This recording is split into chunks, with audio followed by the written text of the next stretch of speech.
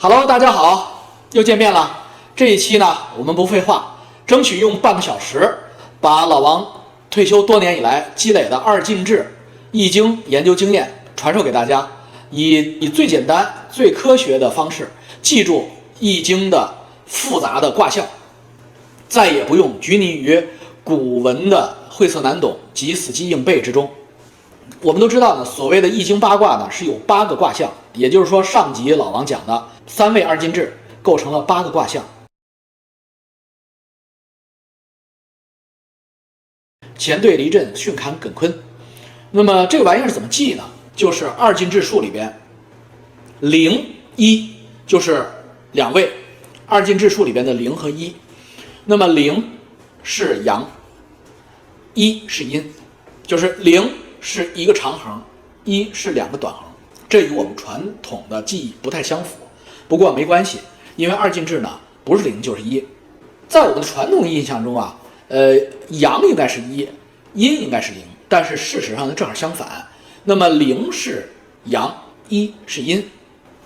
为什么是这种情况呢？是因为在古代呢没有0的概念，所以呢人们习惯于把乾放在第一位，坤放在第2位，所以就变成1是阳爻，2是阴爻。那么在现代的科学数字中引入0的概念之后呢，2个数字呢各往前提升1位，所以呢0就变成了阳，1就变成了阴。那么按照这个次序呢，你就能顺利的把先天八卦排出来。八卦由3位二进制组成，000就是乾卦，也就是说自然序数排第1，然后111就是7，那么就是坤卦，也就是自然序数排第8。那么按照0、1、2、3、4、5、6、7这个次序排，那么这8个数呢，就排出来的就是我们先天八卦的次序。我贴给大家，大家记住这个先天八卦的次序，这很重要。先天八卦两两相配，就会出现64卦。64卦呢，就是我们中国人特别熟悉的64卦图。所有的易经书籍里边，包括高岛医院后边的那个大圆图，就是64卦图，这个就是64卦图，也有写成一个圆形的64卦图。那么这64卦图又是怎么排序的呢？它是按照这样的次序排序的。八卦中的每一卦都是3位二进制，那么两两相配呢，其实就是6位二进制。6位二进制只能表示64个数，所以这就是64卦的来源。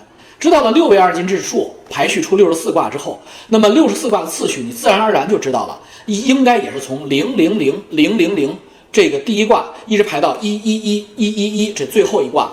那么这64个卦象按二进制数排序之后，也很容易的排出来这64卦之间的次序。老王现在给大家看一下64卦的次序图。那这就是64卦的次序图。我不会再告诉大家这本书的名字了啊，省得大家乱买，把它买的贵10倍。1、2、3、4、5、6、7、8、9、10，一直到32，33卦开始，33、64，这个就是我们最熟悉的那个圆形先天八卦64卦图。这排列次序，第一卦到32卦，然后33卦到64卦。那么知道了64卦的二进制数排序的规律之后呢，你就再也不用记这个大圆图里边的64卦的排序方法了，你就按照自己的这个二进制数从1到64的这样的一个顺序，按照阴阳鱼的画法一画，你就自己就把这64卦画出来了。那么普通的道士要学很久记下来的，你1分钟你就记住了。好了，现在我们就翻译一下具体这个乾卦二进制数的秘密。大家看啊，这个乾坤的乾卦呢，其实在古代呢是这样写的，6个长横，这个是乾，这是古代的写法表达方法。用二进制数，用现在的写法呢是这样，0000000。那么这个箭头的方向呢，就是从高位到低位，这是最低的一位，就个位、10位、百位、千位、万位、10万位。是10进制叫个十百千万10万位。但是呢，因为它是二进制，所以我们没有办法命名它，但是可以借用10进制的概念。二进制数的表达，古代二进制数的表达是一回事儿，这2个完全是一种东西。那么古代的意义，这一卦叫乾为天，这就是乾为天。那么乾为天这个古代的语义表达，这个天就是这个是表示天。那么这个为什么表示天？不知道。显然按老王的理解，这个乾字应该是音译，是上古某个文明的音译，它并不是汉语的原音。那么应该就是说什么意思呢？大概就是马克思最后简称为马。这个克斯呢我们就给忘了。所以呢，当我们提到马的时候呢，就认为马就是一种理论，就是一种所谓的哲学理论，所以叫马论。那么为什么叫马？不知道为什么，因为中间传了很多代人，就把马克思整个这个过程忘掉了。所以乾呢这一卦呢表示天，它为什么乾表示天？它为什么直接不说成天？没有人知道。所以它的原意表达目前已经遗失了。谁研究苏美尔文明，研究古印度文明，研究古埃及文明的，或许能把它接起来。那么学到64卦之后呢，你很快就会进入一个所谓的八宫卦，就是八卦里边呢，就是64卦里边有8个卦呢是纯卦。什么叫纯卦呢？就是上边的3位和下边的3位完全一样，这就叫八纯卦。比如说刚才我们说的乾卦，上边是000，下边还是000。比如说坤卦，上边是111，下边还是111。那么八卦每一个上卦和下卦完全一样的，这就叫纯卦。每一个纯卦呢有一宫，这个就是所谓64卦的八宫，8卦64。那么八宫卦怎么记呢？我们以乾宫八卦为例，讲清楚八宫卦的来由。知道了来由，你就可以举一反三，融会贯通。看啊，这个就是乾宫八卦。乾宫八卦是乾、艮、遁、否、官、剥、晋、大有8个卦。那么这8个卦为什么是叫乾宫八卦呢？很简单，你看它的6位二进制表达，第一位这个零不变，这个零不变。我们中国有一句话叫变卦了，变卦就是这个小子改变 idea 了。这个变卦这个词就是从这儿来的。每次变一爻就是变一位，怎么变呢？从它的个位数开始变。知道乾为天是0000000，个位这个0变成1，这个就是它的第一变，就是000001，这就是构卦。然后第二变再变一次，那么第二位再变成1，000011，这就变成了遁卦。3变是第3位变一次，000111，这就是那第3位变成1就是否卦。4变第4位变成1就是官卦。5变第5位变成1就是剥卦。看每一变就是上一位变1，剩下的变过的不变，未变的也不变，这就是变卦。变5变之后，到了剥卦之后不能再进位了，因为再进位就变成111就变完了，它变不成八宫卦了。那怎么办呢？往回退一个格，就是说变到刚才是第5位了，现在第5位不动，回到第4位，再给它变回0，这就是所谓的游魂卦。第6变，那么第7变是什么呢？就是变成了这位变成0之后，按照规律是不是应该这一位变成0，这一位变成0，这一位变成0啊？因为它要凑8，它不能再这样了，所以它就一次把剩下的全部都变成0，这个就叫归魂卦。乾宫八卦就是每一位变一卦，每一位变一卦，变到第5位的时候没得可变了，再回头倒退一步，再变回0，1变0，0变1，这就叫游魂。然后剩下的3位全部一次变完，这就叫归魂。所有的每一宫的八卦都是这样的规律，就这么简单，大家记住了吧？那么古人呢？那么古人管这个八卦叫什么呢？他起了非常中国化的名字，以注记这种未知上古文明的发音。比如说乾卦，它起名为天，乾为天啊，听着很高大上，很中国传统文学。乾为天，其实呢，它的二进制表达是00为天。大家记住啊，乾为天的意思就是00是天。它变一卦之后就变成了构卦，古人管构卦叫天风构，也就是说翻译成二进制就是01构，构就是一个女字旁一个后。下一遍第3遍叫天山遁，翻译成二进制就是03遁。第4遍天地否，否就是否带来的否，就是否字。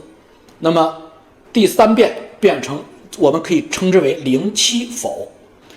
第4遍封地官，我们应该叫17官。第5遍山地剥，我们应该叫37剥。第7遍火地晋，我们应该叫27晋。归魂最后一遍火天大有，我们应该叫20大有。所以，当我们把古易的64卦中的乾坤八卦，它的古文中文翻译成了二进制数码之后，我们就会找到这样的规律，大家记好。为什么不知道啊？大家只要记住就行了。这是一个最后的归纳结果，古人归纳的结果。0是天，1是风，2是火，3是山，4是泽，沼泽的泽，江泽民的泽，5是水，6是雷，7是地。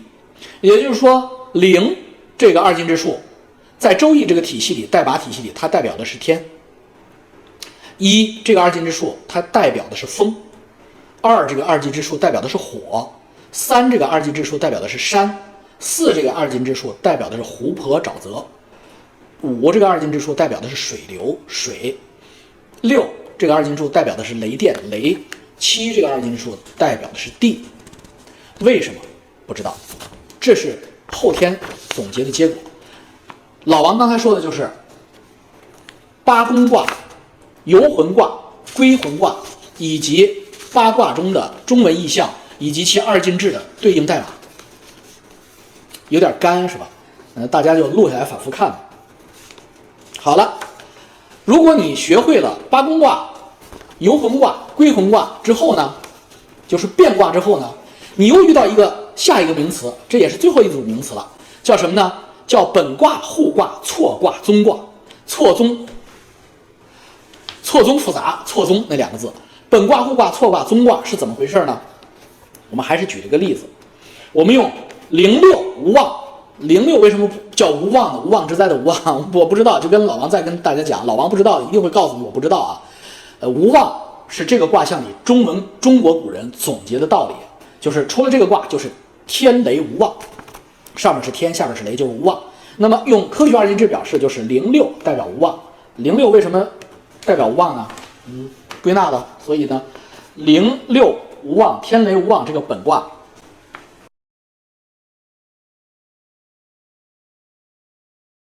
它的后卦是怎么来的呢？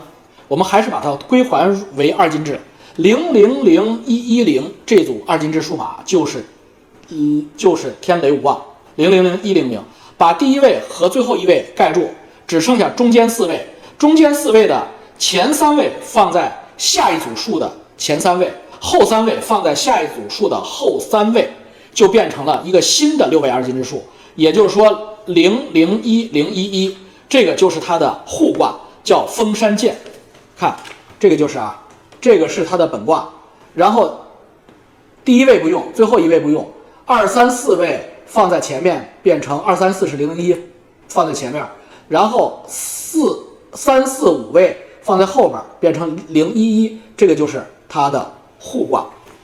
互卦是最复杂的啊，这个拆分的变化方法是最复杂的。错卦就简单多了，错卦是什么玩意儿啊？就是逢0变1，逢1变0，所以它的本卦是000110，那它的错卦就是111001，这就是错卦。所有的1都变成0，0都变成1，这个英语叫 flip 吧，这种变化。那么所谓的综卦是怎么回事呢？综卦就更简单了，综卦就是镜像，把它这个6位二进数倒过来就是了，第一位变成最后一位，最后一位变第一位，所以它的本卦011000就变成了它的本卦000110就变成了011000，所以它的就变成了山天大处。山天大处，山就是3嘛，011是3，0就是天嘛，所以30就是山天大处。这个就是本卦、后卦、错卦、综卦的数学来源。大家记住这个之后，所有的卦象你全部都能自己写出来，自己推出来，自己变出来，不用再死记硬背了，不需要死记硬背啊。这本书呢就不告诉大家名字了，省得大家再去买哈。那么讲完了这么干的64卦干货之后大家可能有点觉得无聊，那我们就来点有聊的东西。都知道有个成语叫胡言乱语，什么叫胡言乱语呢？就是胡说八道那个实际上的意思就是我们传统的所谓的古代的正宗的普通话被胡人，也就是北方入侵的草原民族的语言污染了，所以呢出现了胡言乱语、胡说八道这样的成语。那么我们的话，今天的我们字正腔圆的 Mandarin 就是普通话，是不是胡言乱语呢？我们做一个实证考察，不是那种所谓的网上发的那个古音用广东话读一次，用客家话读一次才是古代宋朝的发音。那么真实情况是怎么样的呢？有历史文献可查，也是在你学习易经的时候，自然而然就会发现了。当你翻开邵雍、邵康节先生的《黄极经世书》和邵子神术、铁板神术的时候，会发现大量的数学逻辑推演、命理推演，它的变量除了天干地支之外，阴阳五行之外，还有声音。什么叫声音呢？声音是不是英语的那个对应的 sound 的那个词呢？不是，声音在中国古代是两个具体所指的内容。声是声，音是音，是完全不同的两个概念。大家想到成语大音希声之后，你想想，如果声音是完全一样的，它为什么不叫大希声音呢？为什么叫大音希声呢？一定有原因，对不对？是的，声就指的是韵母，嗡、嗯、嗯、昂，这个叫声。音呢，指的是前面那个声母，正好相反，音是声母，波泼摸佛，这个叫音，嗡、嗡、啊、嗷，这个叫声。如果你不知道这个区别，你是看不懂《黄极经世书》和邵子神术的文章所指的，因为他经常告诉你一声、二声、四声，音四、音三是什么意思啊？你根本解不开。那么音三是什么意思呢？音三就是汉语拼音的这个就是音三。三声是什么呢？三声是 m， 比如说千、担、圆、半、全，后边那个 an。那么一共有几声呢？邵子一共有10声，就是他把的这个所有的中国古音的韵母韵律归纳为了10声，配以10天干。相应的那个声母呢，就是音呢，它归纳了12音，配以12地支。你知道这些东西之后呢，每一个字当邵子说它的音律的时候，你就能解出它根据它的声母和韵母解出它所谓的声音的数字关系了。解出的声音的数字密码，你才能读懂这个里边意思所在，否则的话，这就是天书，你完全看不懂。黄极经世书和邵子神术里边有这么一句话，叫律吕声音以知万物之数，说的就是这个道理。律就是律师的律，吕就是吕不韦的吕，律吕声音4个字是完全具体所指的。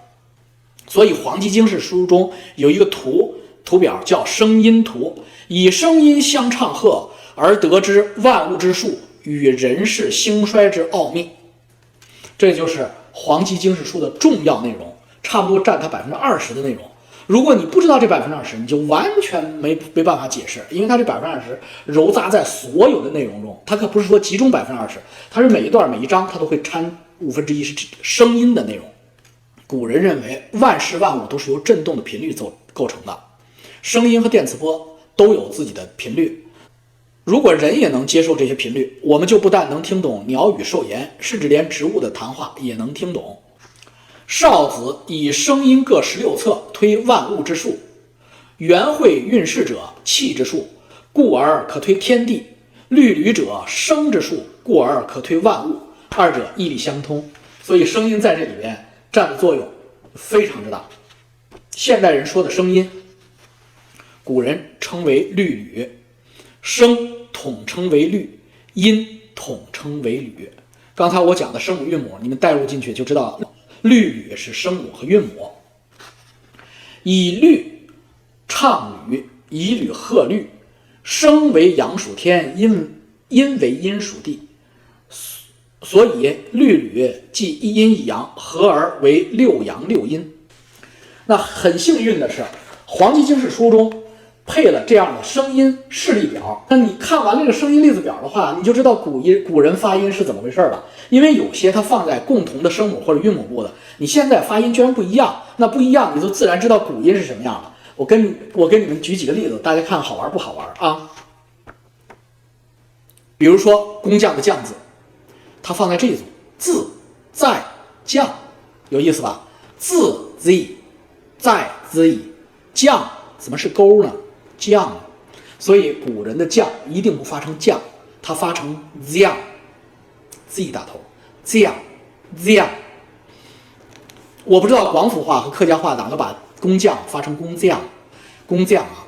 如果有广东话或者客家话说得好的，工匠读成工匠的，你们告诉我啊，那个就更接近于宋代的原始发音工匠。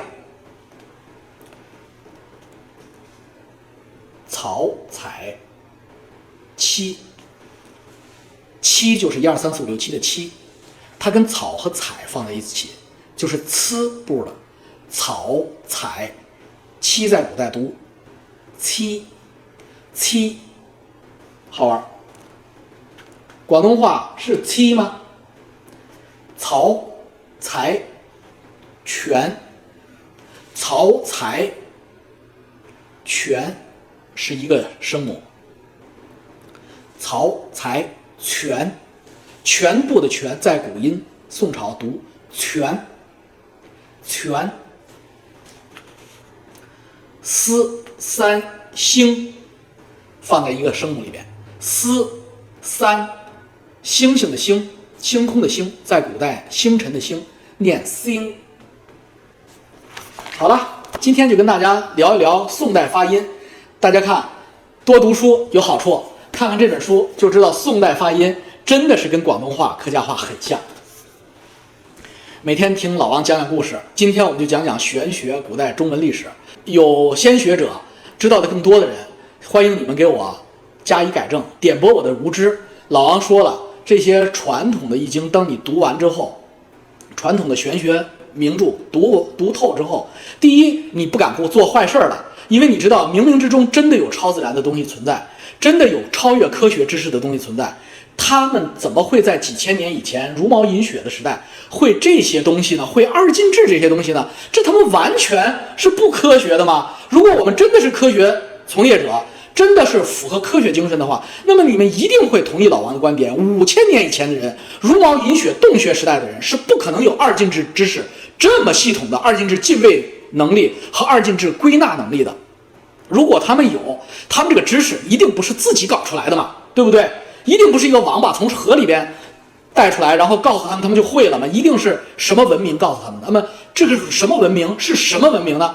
有先知者、先信者可以告诉老王，欢迎你们留言评论，也欢迎你们给我发信告诉我，给我解惑。第二，你知道中华文明一定是西来的，一定是外来的，可能是上来，可能是西来，从哪来的我们不知道，但中华文明一定不是土里刨食自己进化来的。为什么？因为它的上古这些知识的发音不是原始的中文发音，有着明显的译音音译的特征。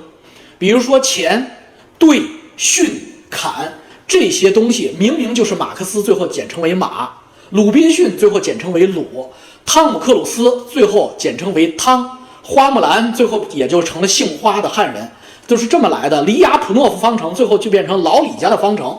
那你这样的一个认识体系的话，你就会陷于死记硬背及知其然不知其所以然，不能举一反三的框架之中。如果想突破这个框架，举一反三，知其然并知其所以然，你就必须跳到它源头，知道它的原意是什么。所以呢，老王也请先学者、先进者告诉老王，乾为天，它为什么叫乾？为什么要00代表天？对不对？天雷为什么是无妄？这个坤为什么是地？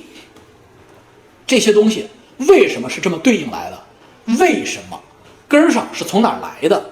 为什么叫对为泽？为什么不叫胡为泽、伯为泽或者泽为泽？这些东西明显是音译过来的。包括老王在以前的视频里面讲的甲乙丙丁戊己庚辛子丑寅卯，摄提格是寅。为什么摄提格是寅呢？均摊，均摊是什么？均摊是汉语吗？你不要告诉我均摊和摄提格是汉语。汉语哪他妈有来叫老虎叫摄提格的？你们家管老虎叫摄提格吗？还是你家的祖宗管老虎叫摄提格呀？没有一个中国民族管老虎叫摄提格呀。哪一个民族，哪一种语言管虎叫摄提格，一定能查出来。当查出来的时候，你就知道寅是摄提格哦，最后它是属虎，虎叫寅，全对上了。只有这样才能举一反三。所以先进者、高学者可以告诉老王，因为老王学玄学不是本业，老王纯属是理工男，误入玄学大坑。所以呢，我有很多东西都是胡言乱语，大家笑笑就得。但是我的观众里边有很多高人，如果你们是这个专业出身的，那么你们听完老王讲二进制之后，你们肯定知道老王讲的跟你们过去死记硬背学会的都是异理相成、异理相通的。那么你们也一定能够融会贯通，你们想到什么也多跟老王交流。这个是怪力乱神，是老王频道里最好玩的。科学工作者不喜欢，已经开始有留言骂我的，说玄学能解读一切。喜欢的话当一个都市传说看，没有坏处。因为人啊，这些易经这些本事啊，过去是中国知识分子的必修课。你想大学毕业你不学这个东西，在过去是不可能的。所以当每个人都学了这些东西之后啊，这些知识分子阶层啊，至少做事是有分寸、有底线的。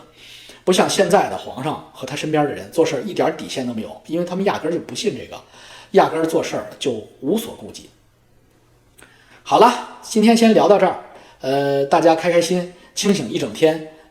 多多点赞评论，给老王留言发信，然后跟老王进行积极的互动，给我们带来快乐的每一天。再见。